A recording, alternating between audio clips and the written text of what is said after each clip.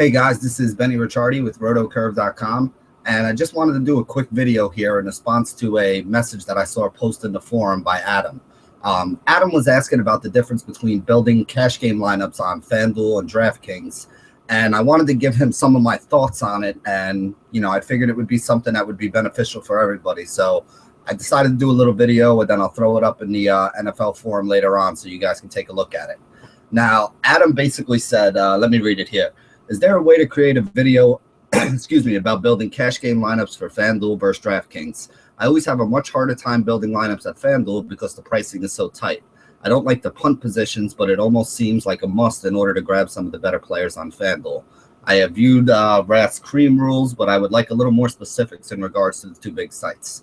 And basically, let me start off by saying you're pretty much absolutely right.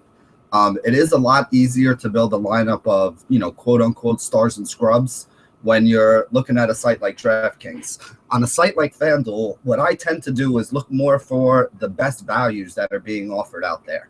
And what I mean by that is, yes, we'd all like to play Gronk every week.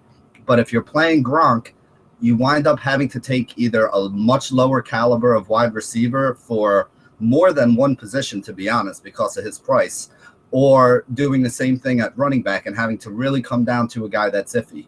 What I like to do on FanDuel is find the guys who are going to be getting volume and find the guys who are going to be getting volume at cheap prices. Guys like TJ Yeldon and Doug Martin last week, those are the kind of guys who I look for in these lineups. Devonta Freeman's been a guy who we've been mentioning to you guys for a couple of weeks for the same reason. If you can get a guy who is basically underpriced compared to some of the top stud options, but is still going to be getting the same kind of volume and does have a quality matchup, those are the kind of guys that I've been using in my cash games in FanDuel. The reason for that is I agree with everything that Adam said. I don't like to punt positions. I don't want to use a $4,500 guy and hope that he catches a touchdown pass in order to make value. On FanDuel, the cheap guys aren't exactly cheap. The reason why they're low cost is because they have a very low chance of actually paying off that salary. There are a lot more guys in that $6,000 to $7,000 range that can pay off their salary for you and do it, without you taking on too much risk.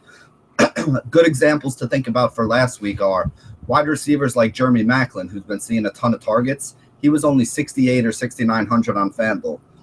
Guys like Larry Fitzgerald are in the 7,000 to 7,400 range. Whereas if you want to pay up for a guy like a Demaryius Thomas or a guy like a Randall Cobb, who has a pretty similar upside as a wide receiver one in a pass happy offense that, Larry Fitzgerald does, you're paying $700 or $800 more for those guys. If you can go down and find the cheaper value guys that are in that range, you're going to give yourself more of a chance, to fit in a good player at every position. You don't have to have the top guy at every position. You don't need a stud at every position. You need a guy who can return really good value for his price. If you think you can get 18 points out of a guy like Larry Fitzgerald at 74, then he's a great start. You put him in your roster, you don't look back. If you think that a guy like Devonta Freeman can get you 16 or 17 points for the same 7,000, again, he's a guy that you want in your roster. You don't need to pay up $9,000 for a Le'Veon Bell to get you 22 or 23 points. And as a matter of fact, I don't think it's a good idea to do that.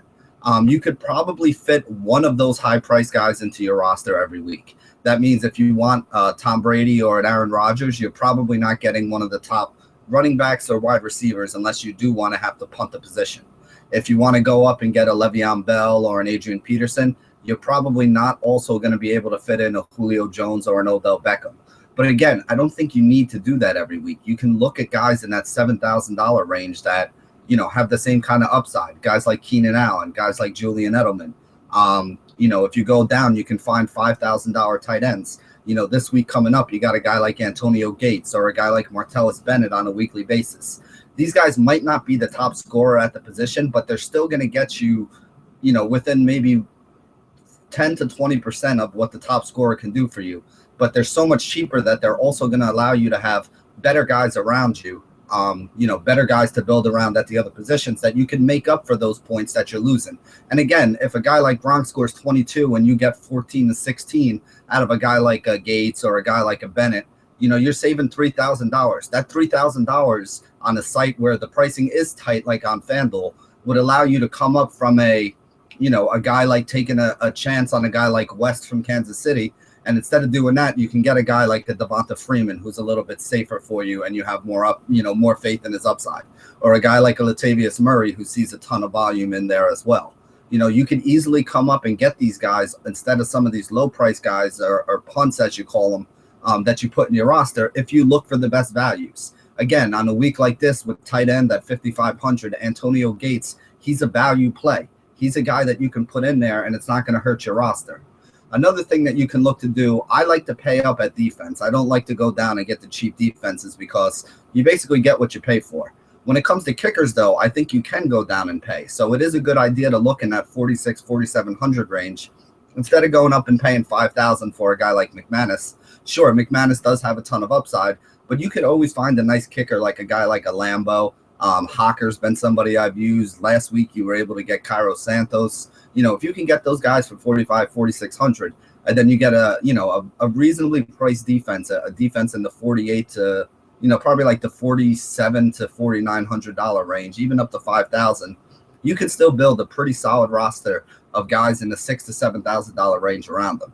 Now, remember, when you're looking at wide receivers, guys like James Jones is a great play, and his price has been in the low sixes. A guy like Travis Benjamin is a solid option. His price has been in the low sixes. You're always going to find a couple of those guys. Again, even like a guy like a Willie Snead last week, there are guys that are down there where you don't have to go scrape the bottom of the barrel. But what I've been doing a lot recently for my cash games is looking for a quarterback at a good value, somewhere in the $7,500 to $8,000 range. Guys like Rivers, guys like Brian. This week you got guys like Dalton and Bradford in there. These are solid options that you can use. Now, when you look at your wide receivers, again, you're not going to be able to fit Odell Beckham and Julio Jones in your lineup every week, along with Le'Veon Bell and Adrian Peterson. That's just not the way to do it. So you want to find guys that are in that $7,000 range.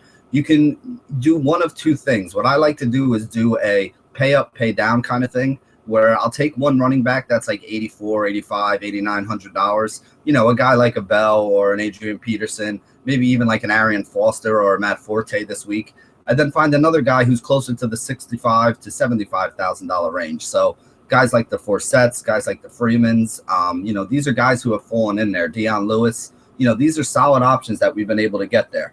And if you do that, you're able to spend $7,000 on three different receivers. Guys like Edelman, guys like Keenan Allen, guys like Larry Fitzgerald. I mean, you're going to have to put two or three of these guys into your lineup. And again, these are all guys that have solid upside, see a lot of targets, get some red zone looks. So it's not like you're really hurting yourself. Remember, when you're playing in these cash games, especially in the 50-50s, you don't need to be the highest scorer on the day. You just need to not have anybody blow up on you. You got to avoid the zeros. You got to make sure everybody gets you a solid 10 to 18 points. And if you do that from the top to the bottom of your roster, you're going to wind up with some wins. You'll notice I concentrated on FanDuel here because that's the one that we had more questions about how to build a good cash game roster on. On DraftKings, you're able to find some of these cheap guys with the full PPR. And with the full PPR, it's a lot easier to put a $3,000 or $3,000 guys in there and go up and get some huge studs and play the stars and scrubs things. Over on FanDuel, though, you're looking for value. Stars and scrubs is a lot harder to pull off, and it's something that I would basically only use in a GPP kind of tournament if I was looking to take a flyer on somebody.